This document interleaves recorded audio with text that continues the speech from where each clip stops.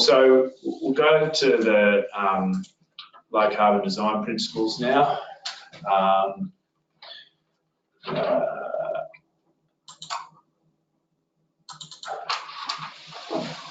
So as I said, there's a bunch of slides in here which we won't run through today, but we'll focus on some of the early stuff, which is the most important. So first of all, we'll just talk about how to get value from well, this is saying ESD, which is environmentally sustainable design, but really I think it's probably how to get value from life cycle assessment.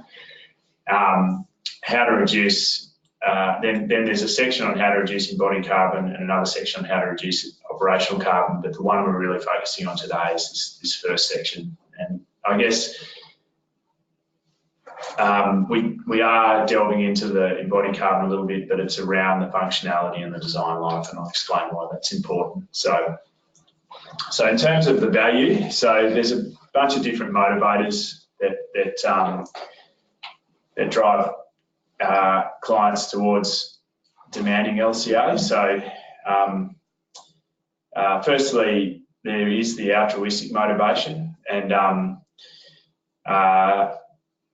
this used to be the bottom of this list, and I've moved it to the top because I think actually most people want a better building. There's always the but, you know, but it can't cost more, or but it can't be a logistical headache. You know, those things are definitely there. But if you can present options in front to people that are cost effective and hassle free, they're not going to say no.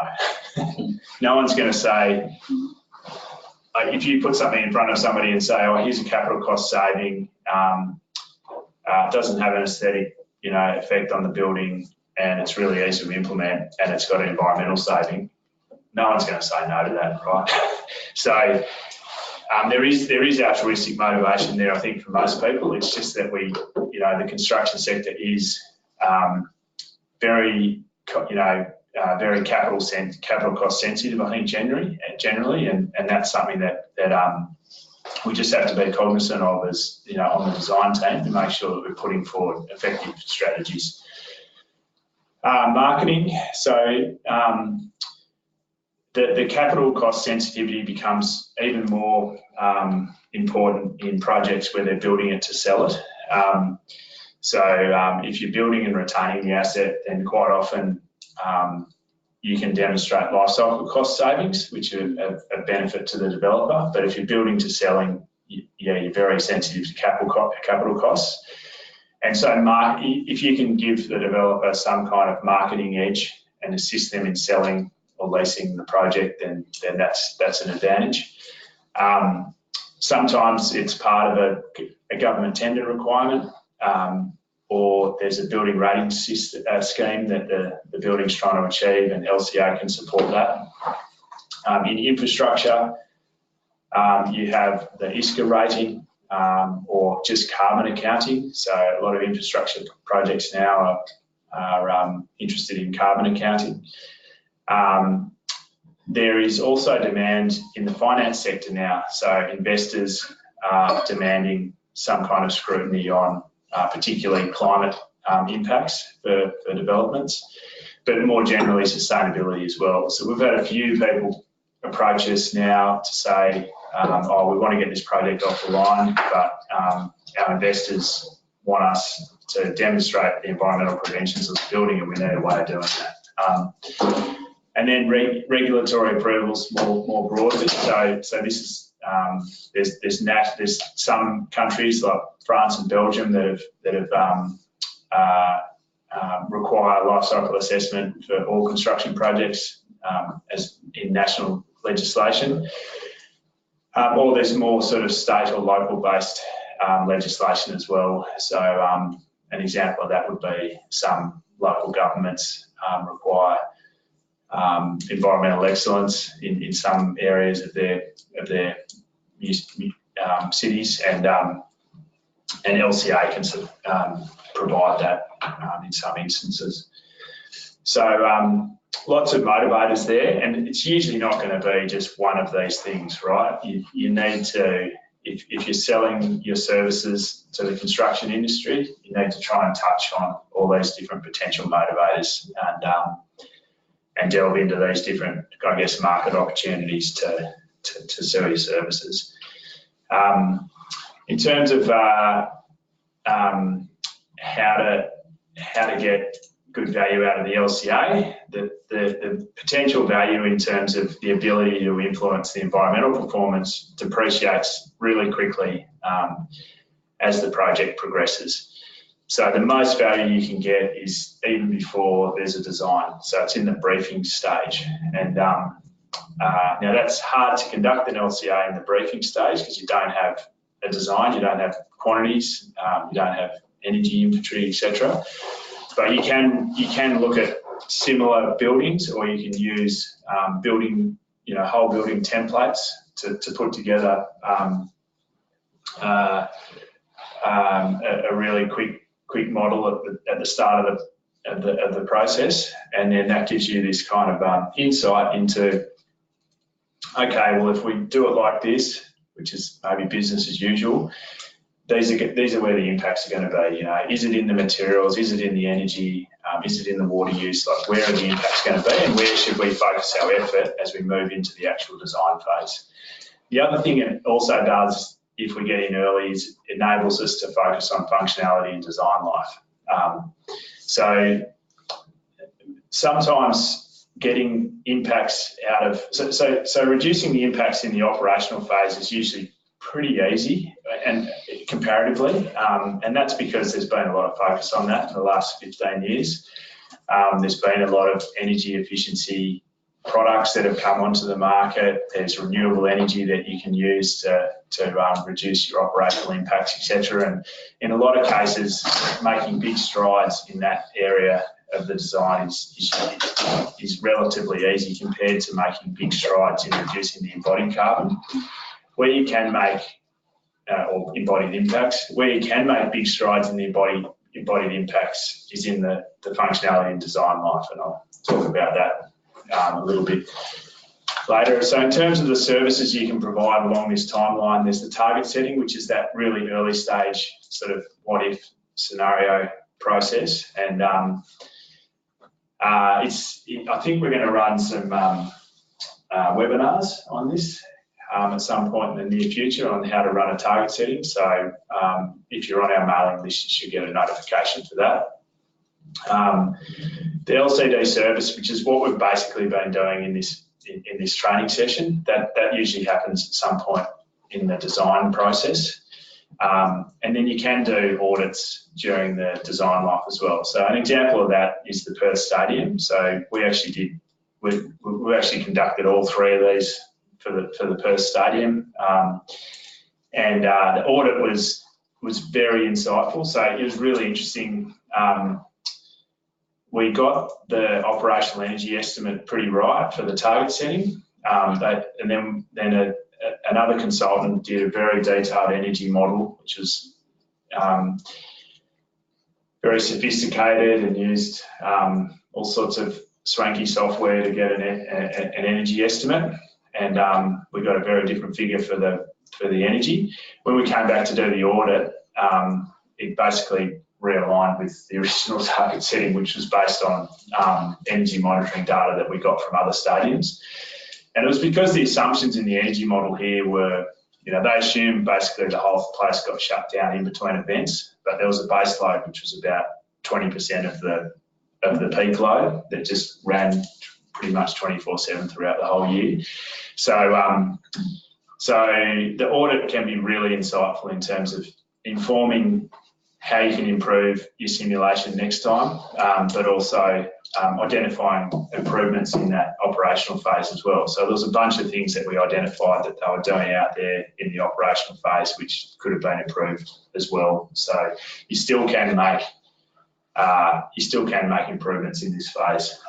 There's no doubt about that. Yeah. Sorry, can I just ask a question with that? Because it says building life cycle. Yeah. Has it been, is it the same with infrastructure projects? Yeah, I think so, yeah. The other thing is with a retrofit, would you probably do the audit first and then look at starting the process after that if you were looking to do a retrofit? Yeah, that's a great question. I think you would. So if you did a life cycle assessment audit based on energy bills, etc., then you should. And that's sort of it's like an energy audit, but you can include the life cycle impact. So you can include the materials, etc., in that. And we've had scenarios where people have said,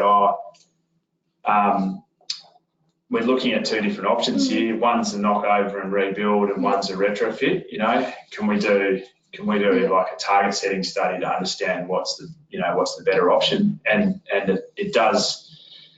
Yeah, so there's going to be a whole heap of factors that play into that. You know, energy efficiency being pretty key there. If you can't make the new building perform from an energy perspective, maybe it is better to knock it over. So, the old building. So,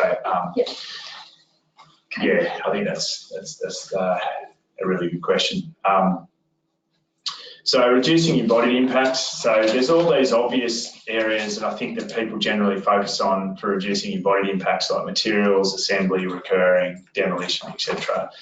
But I think the most important part is the functionality and the design life, and I'll talk about that now. And it's one that, unfortunately, I think sort of most of the time gets missed because we're entering into the LCA too late in the process. So the reason the functionality is important is because performance is not just the impacts. The performance is the impacts divided by the functionality, right? So in our little studio example, we define the functionality of occupant years, right? So if we increase the number of years or we increase the number of occupants, we get an improvement in performance.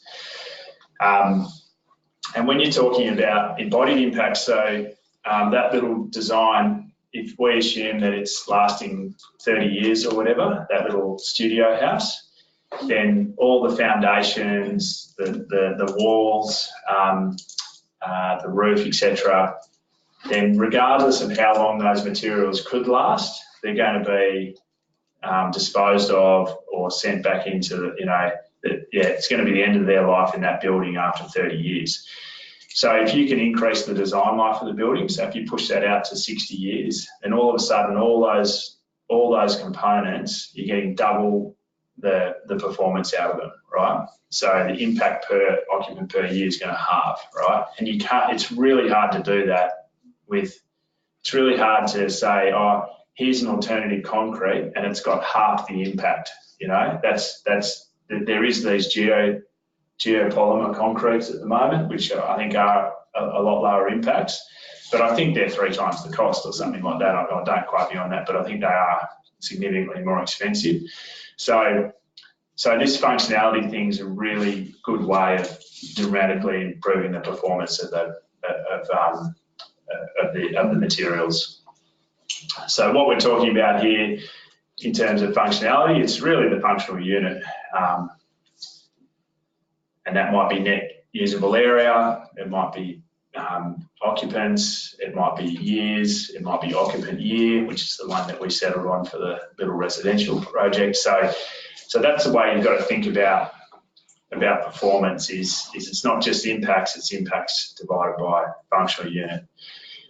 So if we talk specifically about design life, and this is quite building focused rather than infrastructure focused, but we'll run through it. I think some of the concepts will probably stand anyway. So the advantages of longer design life, sort of already talked about this, but obviously better use of the materials before demolition. There's a lot of other small things like less construction waste, less transportation, less demolition and construction energy. There's also less nuisance, right? So I think if we had a show of hands to understand if somebody walked past a construction site this morning, it'd probably be 100% of the people in the room, and we're striving for these aesthetically beautiful streets, but every street has a skip bin and, a pile of rubbish outside one of the houses while it's being rebuilt, right? Or every block in the city has a construction site. So there's other advantages outside of the environmental stuff as well, I think, longer lasting projects.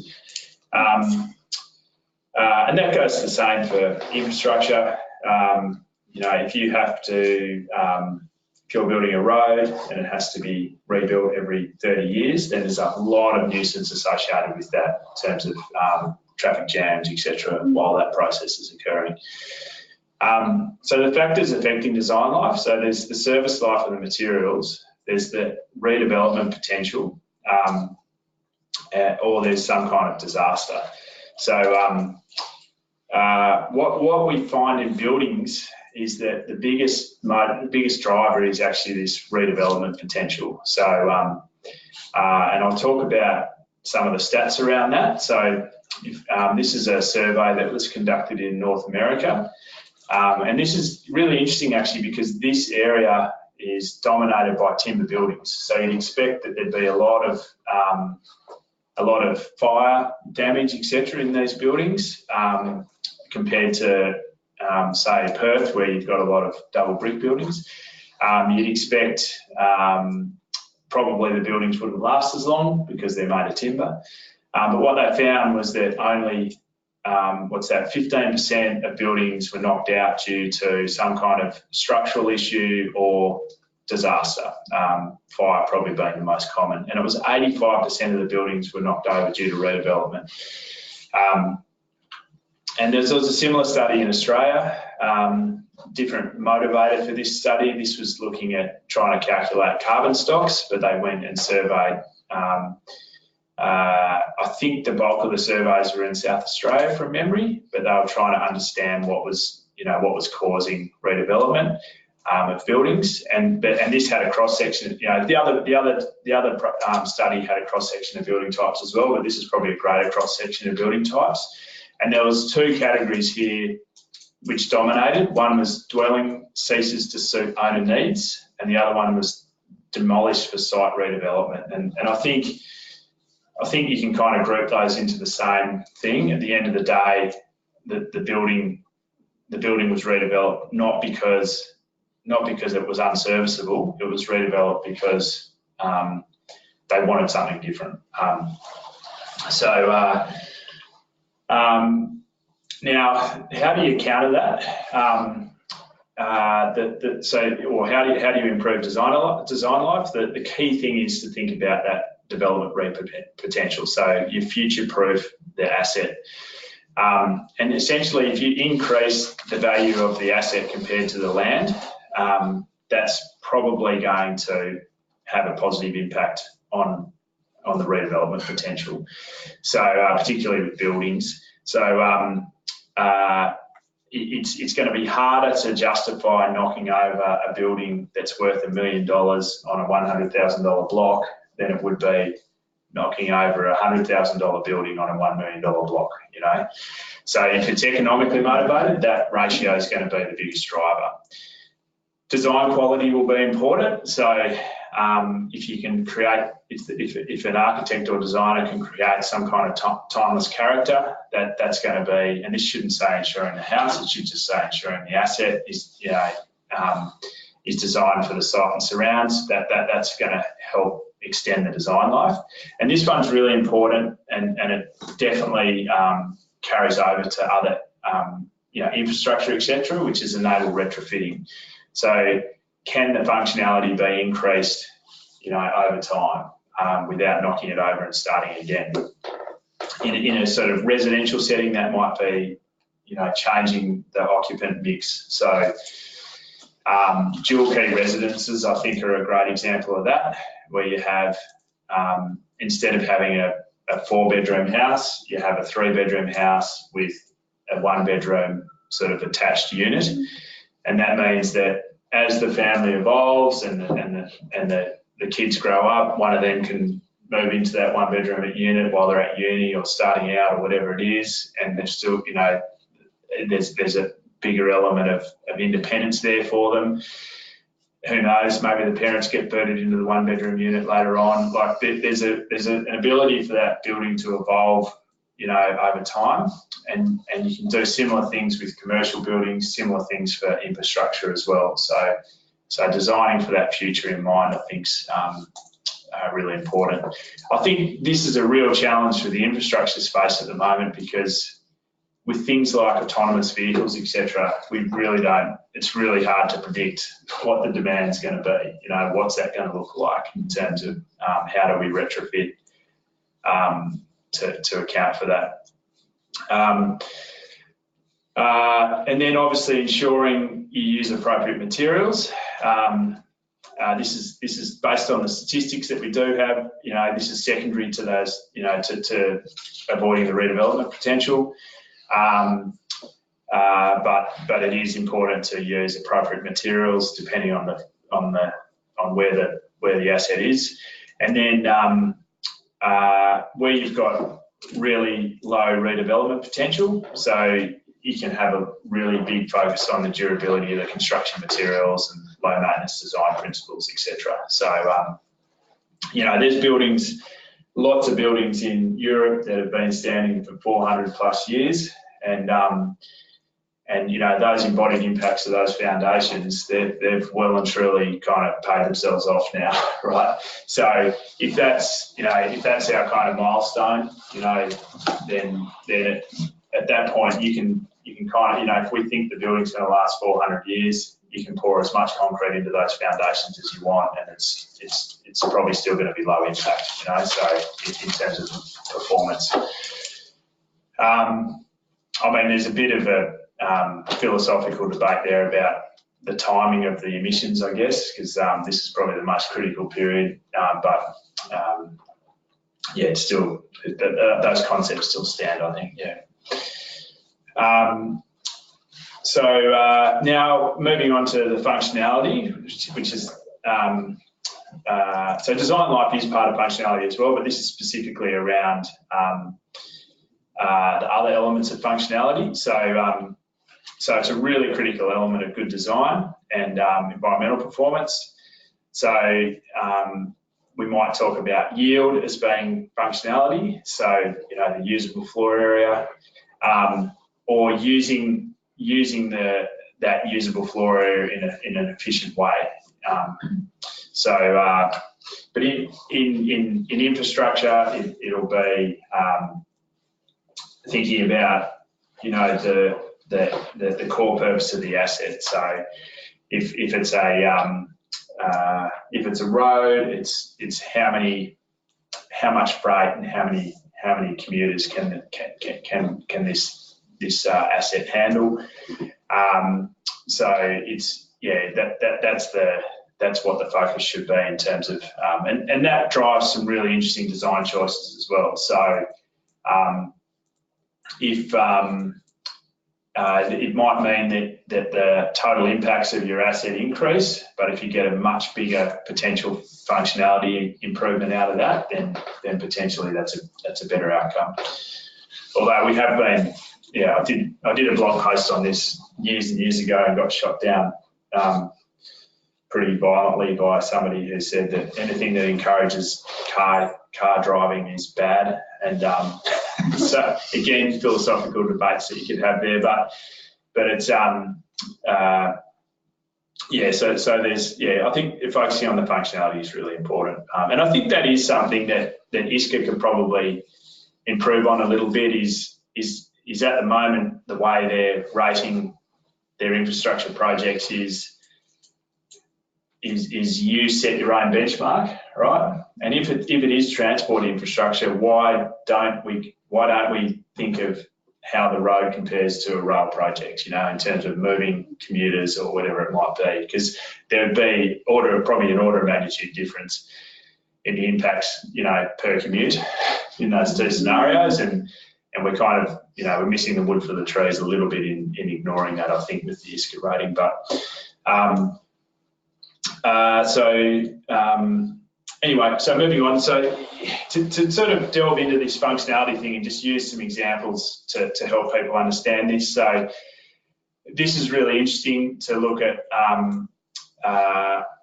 residential functionality trends in Australia. So back in the 80s, we required about 52 metres squared per person. And then now in the 2000s, it's up near 100 metres squared per person. So it's quite, and part of that's because families have got smaller, but obviously there's also the other parties, dwellings, average size dwellings have got a lot bigger as well. I haven't updated these stats since sort of 2011 or something, when, but we've got another census now. It'll be interesting to know, whether this little downtick here continued or not. So we'll see, if I get around to doing an update there. But UK is a little bit different. So they have seen the number of people per dwelling drop, but the size of the dwellings I don't think have increased much. And in fact, there's a lot of smaller dwellings coming onto the market more recently over there. The bigger dwellings are trending up a little bit, but I think on average, the size probably isn't changing all that much, certainly not like it has in Australia. And really interesting, I think this is where it's mind-blowing, is the median size dwelling in the UK is 70 to 89 square metres, so 70 to 90 square metres, and the median size dwelling in Australia is 210 square metres. So it's pretty, that's new dwelling. So it's quite interesting to just, think of what's normal in those two markets. They just happen to be the two markets that eTool operate in, but it is quite interesting to kind of think about, what people consider normal. So improving, if we think about this residential functionality idea and think about things we can do to improve it. So building yield's really important. So particularly in higher rise buildings or medium to high density buildings. So minimising the common areas and reducing car spaces. What's the impact of the second or third bathrooms? Intelligent design, so have spaces that can be used for multiple uses, etc. This is an extreme example. So it's called the Life Edited apartment. If you can find it on the internet. But basically, they had 39 square metres of space in New York. The space sleeps 4 people in 1 double bed and 2 single beds. Can sleep 10 for a dinner party. There's a lounge, there's a desk, there's a kitchen, there's a bathroom, bike storage, the whole lot. So this is what it looks like when it's kind of all packed up. This is what it looks like when you've got your guests over. So that bed, the 2 beds both come out of the wall. And again, this is the dinner party setup. That table all sort of folds down. It's like a Russian doll. That's the table under the bench there. I mean, that's extreme, but it does show, the livability that you can get out of smaller spaces if that's the, if you optimise for that. And you can imagine. I don't think that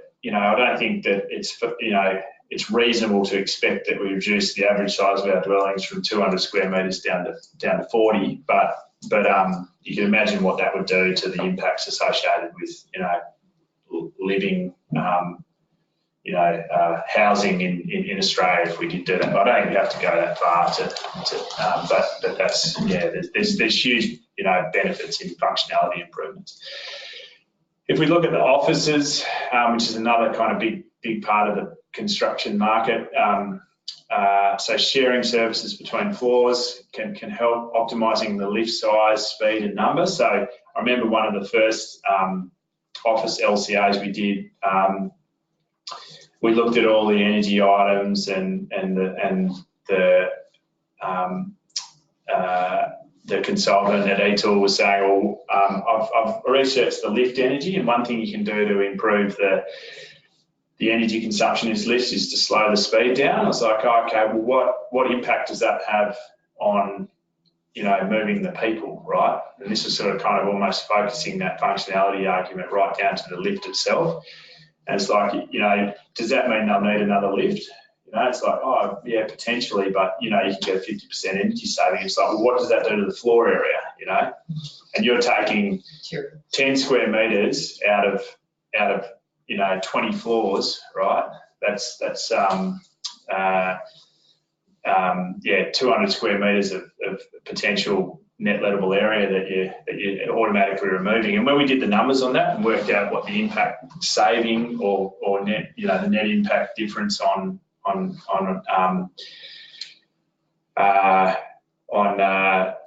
impact per net lettable area, we actually turned around and said, oh, you should speed the lifts up and drop one.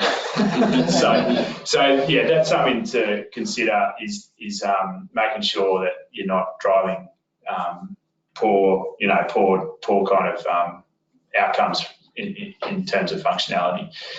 Minimising services rises, minimising circulation ways, benchmark and target your area per workstation. So this is more in your sort of fit out design.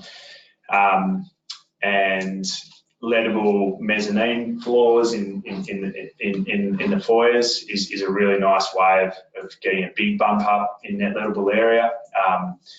And optimising car parks is really big, and I'll talk about that specifically in a moment. So car park functionality in the Australian market, this is really important. So in Singapore, for example, it's quite common to have a building yield of like 80%, even in the high-rise buildings. Where in Australia, it's more like in offices, it's probably 70, 60, something like that. In residential, we've found it's usually somewhere between 40 and 50%. So 50% of the building area is dedicated to car parks and common areas, generally in reasonably dense residential buildings. And car parks is the dominant one, but common areas can be reasonably significant as well. So what we've found generally is that the car parks are requiring somewhere between 30 to 40 metres squared per car space when you look at a typical design in Australia, and best practice is right down at sort of 20 metres squared per car park or something like that. So, and the way you do the big space eater with car parks, basement car parks, is your ramps and your roadways. So if you can transform ramps or roadways into single lane, or really efficient car park designs, the cars are actually parked on the ramps. So the ramp and the car parks are the same thing. So an example of that is the Pier Street car park. Another example is the one at King Square in Fremantle. So next time you're in a car park, have a look at the layout and just become aware of it. I mean, if you're interested in that, this kind of thing. So this is an example where we took that kind of idea of the can't see it very clearly, but these levels are on an angle so that the ramps are actually part of the car park itself. This was a building here in Perth, really high-rise building. This is just the lift, the lift core walls that are represented on the picture, but it required 3 levels of car parking prior to the option on the right, and it was inefficient due to really large areas dedicated to ramps, etc. And then when we moved to the car parking on the ramp design, we reduced it to 2 levels. So you can imagine the capital cost saving associated with that. Unfortunately, they couldn't go with this design option because they were doing the development in two stages, and this design required that the whole basement be constructed in one stage, basically. So, but that was, that really got them thinking in terms of, I think the comment from the developer is, I wish I'd known that before we staged it, because, reducing your groundworks by 1 whole floor has an enormous positive effect on, capital costs as well. So yeah, a lot of potential opportunity for improvements in car park design. Have you done any work on the sort of automatic car parks where the machine takes it and just sort of stacks the cars? Do you know how they stack up? Yeah, the stackers. We've seen a lot of that, and it depends. Yeah, so I think they're definitely not a panacea. No. Right? So where they can be useful. So you do need a critical size for the car park to start to be efficient. You know, another example of car park design or missed opportunity in car park design was the King Square precinct here in Perth.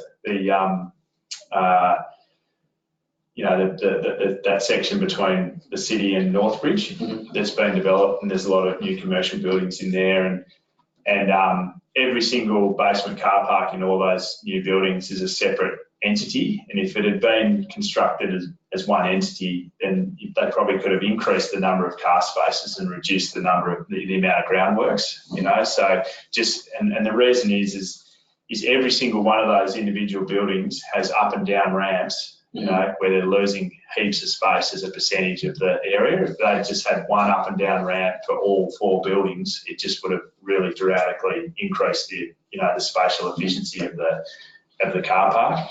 So yeah, but what it requires to get really efficient car park design through these methods is quite a big area to work with, right? So if it's a really small block, and which a lot of residential buildings are in Perth, then yeah, stackers and things like that can improve the efficiency pretty well. Yeah. The other thing is, and this is a really interesting debate, is you know, the R codes require, I think, 2 car parks per dwelling, or 1 car park for a 1-bedroom dwelling or something like that. But with autonomous vehicles, potentially in 10 or 15 years' time, these car parks are there's not going to be as much demand for them, right? And I think probably we're already at that point with Uber, you know, so it's so convenient to hitch a lift. It's not really cost prohibitive.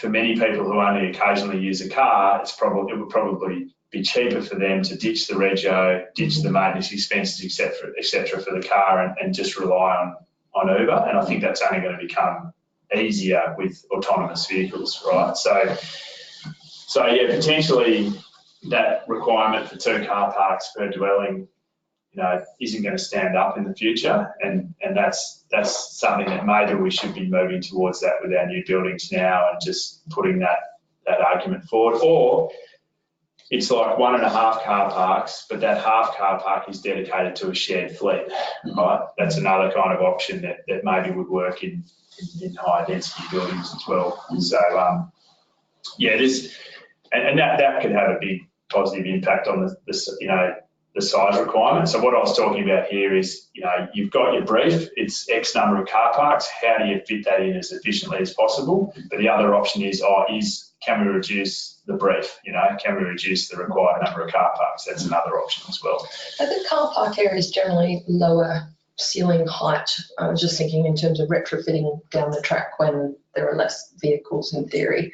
Yeah. I had a feeling that they tended to be lower ceiling height, which would make retrofitting a little bit more difficult. Just wondering if that could be built in. Yeah, I think generally they'd be, so I think it often feels like that because the beams are exposed, and there is usually huge concrete beams in basement car parks because they're holding the whole building up above them. But in between the beams, there is probably a reason, you know, it's probably 2.4, which I think is minimum. But if they're underground, you know,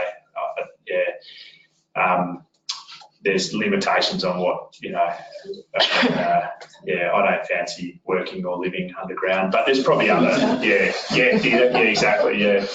There are probably options, but it will be interesting, you know, maybe there is going to be a lot of real estate that's kind of redundant, you know, at that point in time, and but yeah, it'll be interesting to see what happens there. Watch this space, I guess. So a question. Oh, right, thanks. Let's have a look at this, see if I can. Scroll down. Which ones? Yeah, okay. The bottom one. Any stats on accidents on ramp car park spaces, Deb? No, I don't have any. I'm not sure. Yeah, not quite sure. Yeah, I guess there's. So the on-ramp, you're still parking 90 degrees. So in terms of, you know, forgetting to put the handbrake on. I guess if it's not quite 90 degrees, then maybe it could roll away, but yeah, I'm not quite sure. Yeah, as far as I'm aware, I haven't heard anything negative about it, basically. And it's not something you even notice, really. So when you're parking in the Pearce Street car park, you don't even really notice that it's a ramp thing. I'd parked there before, and then we did all this design work, and then, you know, a couple of years later, I parked there again. It's like, oh, this is a ramp car park. And same with the Brio one as well. You know, I didn't notice it when I was there, but I now notice it because I've done this work. Yeah. The other one that can, in really big car parks, that can improve the efficiency is herringbone designs with single lanes for driving. So herringbone is like an angle park, yeah, and so you do need a big area for that to become more efficient. And there's some kind of mathematics around whether it's a 30 degrees or a 45, or, you know, what the angle is. But that just means instead of having a really wide lane that enables you to do a 90-degree swing in, it's a much narrower lane to be able to park in and get out again. So, and that potentially, you know, that's less accidents, you know, because swinging in at 90, you know, even when it's got the regulated thing, it is actually, you know, kind of, you know, we've got plenty of scratches on our car that are unidentified, you know, bumps from people that have, you know, hit it while it's been in a car park, but it's that maybe there's not other cars that are hitting it, but that has happened before as well. But yeah, and they've all been 90-degree car parks where it's happened, I think. But anyway, there's this, just moving on. So this is the last slide I'll show in this low carbon design principles. This is just talking about a kind of hierarchy of carbon reduction. So you know, what you should be thinking about when you're looking at embodied impacts. This is after functionality, I guess, but it's how do we reduce things? So can we just eliminate the material use? You know, do we actually need those elements, right? And I think a good example of this is there's a bit of a trend now to move to not having ceilings, right? So in some commercial spaces, and you look up and all the services are exposed. They might be spray painted black or something like that, but they've just removed the ceilings, and it's probably more of an aesthetic thing, you know, going for that industrial look or whatever it is. But it obviously has a massive advantage from point of view of reduced plasterboard as well, which actually has a reasonably high impact. So that's an example of elimination. What about the heating and cooling though? Because you're then heating and cooling a larger area, including that sort of duct area. Does that have much impact on the efficiency of the building? Yeah, it could, but generally generally the plasterboard's not providing much insulation value. So as a zone, it's all, you know, generally considered one thing, if that makes sense. Yeah. So I think it would still have an effect, but I'm not sure of, you know, the magnitude of that. But you could run that scenario, right? So in terms of you have your energy model, and you could ask that question of the energy, you know, if your energy model is on the design team, you could say, what would be the impact of removing the ceilings? Is that significant in the energy model? You know, so and you could have a look at that. And it can look quite stylish, like I should have put a photo up, but we've got an employee in Melbourne, and they use a co-working space, and that's all exposed services there, and that's painted white, and it actually, you don't, yeah, it's not something you notice unless you're kind of looking for this. But I snapped some photos of that because I thought it actually looked really good, and so it's not. I don't think it's necessarily aesthetically, you know, damaging. It can be good as well. I think, yeah, positive. Yeah, I would much rather that workspace because you also get a lot more headroom there, right? So there's usually a good 2 feet of kind of room above the false ceiling, and so it makes the room feel bigger. Obviously, there's still ducting and things there, but yeah, I'd probably prefer that, I think, to the sort of ceiling tiles hovering lower, but yeah, I guess that's personal. But there's lots of examples with that. That first building that we ever did the LCA on, the Stevens Street job, they had they used quite low carbon materials. So there was rammed earth walls, timber framing. They had steel cladding. But one of the elements in the design was steel veranda posts. They had little verandas in the courtyards, and there was steel veranda posts, and they actually came up as really quite significant in the impacts of the design. And we just asked in the meeting, we said, oh, are they structural? And they said, no, they're not structural. Can we remove them? And the architect said, yeah, I was kind of toying with the idea of removing them anyway. They double checked with the structural engineer, and the cantilever of the veranda wasn't big enough to justify them anyway. So yeah, they just got removed. So there is often opportunities just to remove elements that aren't necessary.